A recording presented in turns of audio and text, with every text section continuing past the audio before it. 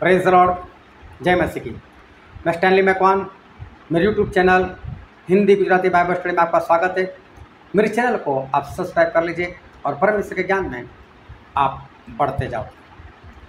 इस दुनिया में बहुत पास्टर है, बहुत सेवक लोग हैं, बहुत एपोस्टल है मतलब प्रेरित है, बहुत प्रॉफिट है मतलब भविष्यवक्ता है, बहुत इवेंजलिस्ट मतलब सुसमाचार प्रकट करने वाले लोग हैं। कई ऐसे सुसमाचार प्रकट करने वाले मतलब इवेंजलिस्ट है जो बाद में एपोस्टल मतलब प्रेरित भी बन गए। ये लोग बाइबल का प्रचार करते, लेकिन बाइबल का सच्चा प्रचार क्या है? कौन सच्चा प्रचार करता है? और सच्चा प्रचार हम कैसे जानेंगे कि ये सच्चा प्रचार है और इस प्रचार को मुझे मान लेना चाहिए? ये परमेश्वर के सच्चे वचन है, जीवित वचन है, वो हमें कैसे पता चलेगा? ये जानने के लिए मेरे साथ इस वीडियो में बने रहो। एक वचन में पढ़ता हूँ जो एफिसी उसका अध्याय 6 और उसका 17 वचन। और उद्धार का टोप और आत्मा की तलवार जो परमेश्वर का वचन है ले लो। ये जो वचन हमने पढ़ा वहाँ पर लिखा हुआ है और आत्मा की तलवार मतलब वचन, परमेश्वर का वचन। बाइबल जो है ना वो तलवार है, और जब तलवार चलती है मतलब वचन का प्रचार होता है तो तलवार क्या करती है? लोगों को घायल कर देती है, लहू लहान कर देती है। तो प्रचार ऐसा होना चाहिए जिसमें तलवार की असर दिखनी चाहिए, लहू लहान लोग हो जाने चाहिए, लोग छिद जाने चाहिए अंदर से। एक वचन और पढ़ता हूँ जो प्रेरितों के काम उसका 2 अध्याय उसके 37 वचन में लिखा हुआ है। तब सुनने वालों के हृदय छिद गए और वे पतरस और शेष प्रेरितों से पूछने लगे, हे भाइयों, हम क्या करें? और यहाँ हमने पढ़ा तो लोगों ने ऐसा कहा कि हमारे हृदय छिद गए। देखो, परमेश्वर के वचन सुनने के कारण लोगों के हृदय छिद गए। क्या वचन सुनने से हृदय छिद जाते हैं? हाँ, छिद जाएंगे ना, क्योंकि वो तलवार है, तलवार के समान। और मालूम है ये सबसे पहला प्रचार पतरस का था जो पवित्र आत्मा पाकर उन्होंने किया था। और अब प्रेरितों के काम 2 अध्याय और 16 वचन से लेकर 36 वचन तक पढ़ना तो आपको पता चलेगा कि पतरस से कैसा प्रचार किया है। मालूम है पतरस से कैसे प्रचार किया है? ए इज़राइल लोग सुनो, ये कोई शराब पिए हुए लोग नहीं है। मालूम है योएल भविष्यवक्ता ने जो कहा है कि अंतिम दिनों में मैं अपना आत्मा सभी मनुष्य के ऊपर उंडेल दूंगा, ये यही बात है। आपको मालूम था यीशु आए, वो मसीह थे, उन्होंने अपने काम के द्वारा, चमत्कारों के द्वारा, अपने प्रचार के द्वारा जाहिर कर दिया, साबित कर दिया मैं ही मसीह हूँ। फिर भी आप लोगों ने नहीं माना, जानबूझकर नहीं माना, और आप लोगों ने उनको मार दिया। तो क्या हुआ? वो तो तीसरे दिन जिंदा हो गए। और मालूम है वही यीशु अभी आपका न्याय करने के लिए आने वाले। अभी देखो, सबके सामने ऐसे पुकारना, उनके पापों को जाहिर करना, उनके पापों के बारे में बताना, अंदर कैसा लग जाता है लोगों को? किसी को बोलो तो झूठा है, चाहे झूठा होगा तो भी देखना कैसे लगता है। वो तो लड़ाई झगड़े वाली बात हो गई, लेकिन मैं तो परमेश्वर के वचन की तलवार की बात कर रहा हूँ। जब तलवार चलती है और लोगों को उनके पाप बताए जाते हैं, तुम लोग ऐसे हो, जब वचन से बताया जाता है ये पाप तुम्हारे अंदर है, तब मालूम है लोगों के हृदय छिद जाते, घायल हो जाते, लहू लहान हो जाते। और ऐसा प्रचार हो ना तो समझो वो प्रचार सच्चा है। और ऐसा प्रचार जो भी कर रहा है ना उसकी भी सुनो, उसको भी मानो।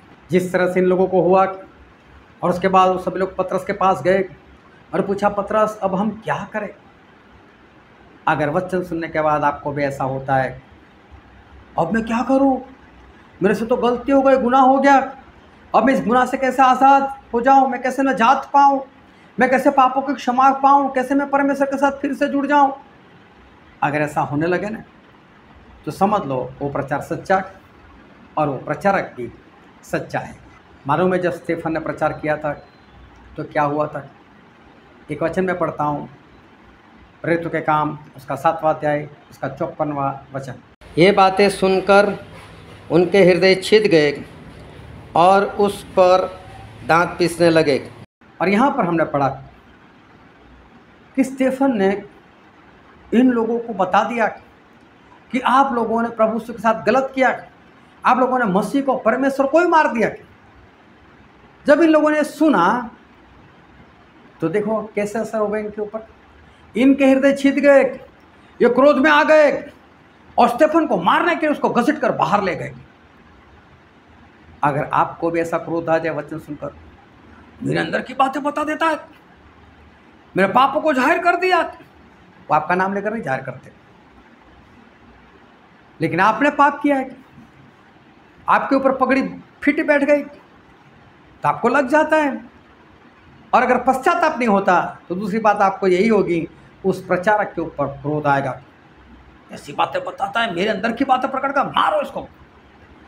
तो समझ लेना, गुस्से को दूर करना, वो प्रचारक सच्चा है और उसका प्रचार भी सच्चा है। एक वचन में पढ़ता हूँ, जो इब्रानी उसका 4वां अध्याय उसका 12वां वचन। क्योंकि परमेश्वर का वचन जीवित और प्रबल और हर एक दोधारी तलवार से भी बहुत चोखा है और प्राण और आत्मा को और गांठ गांठ और गुदे गुदे को अलग करके आर पार छेदता है और मन की भावनाओं और विचारों को जांचता है।